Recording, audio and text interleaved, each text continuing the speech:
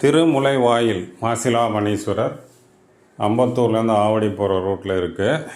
இங்கே என்ன விசேஷம் அப்படின்னா, சிவனுக்கு இந்த சிவலிங்கம் எப்பயுமே சந்தனத்தில் தான் மூடப்பட்டிருக்கும்.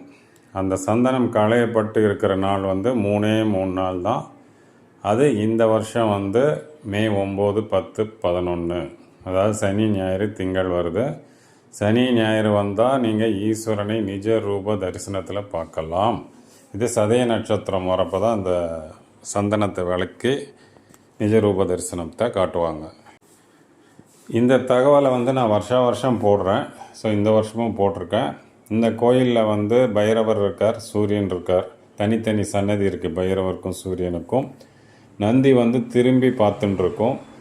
அதுக்கு ஒரு ஸ்தல வரலாறு இருக்குது. அது என்னுடைய வீடியோவிலே இருக்குது, நீங்கள் போய் பார்த்துக்கலாம். இந்த மே 9, 10ஆம் தேதி வந்தீங்கன்னா அங்கே சந்தனம் அரைச்சின்னு இருப்பாங்க. ஸோ நீங்களும் போய் அந்த சந்தனத்தை அரைச்சி கொடுத்தீங்கன்னா, நீங்களும் சின்ன ஒரு பிட்டு கூட எடுத்துன்னு போகலாம் சந்தனம். அந்த சந்தனத்தை அங்கே அரைச்சி கொடுத்தீங்கன்னா மொத்தமாக அந்த சந்தனத்தெல்லாம் சேர்த்து ஈஸ்வரனுக்கு சாத்துவாங்க. ஏற்கனவே ஈஸ்வரனுக்கு சாத்தின சந்தமும் இங்கே பிரசாதமாக வழங்கப்படுகிறது, நீங்கள் வாங்கி கொள்ளலாம். ஸோ இந்த 3 நாட்களை மிஸ் பண்ணாதீங்க. ஈஸ்வரனை நிஜரூபம் தரிசனம் பார்க்குறதுக்கு ஒரு வாய்ப்பு.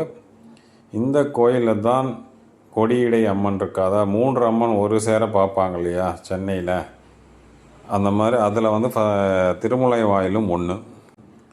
இந்த முறை சனி ஞாயிறு வரதுனால எல்லாருக்கும் ஃப்ரீயாக தான் இருப்பீங்க. ஆஃபீஸ் அலுவலகம் எல்லாம் இருக்காது. ஸோ நீங்கள் ஃப்ரீயாக பார்த்துட்டு போகலாம். நன்றி, வணக்கம்.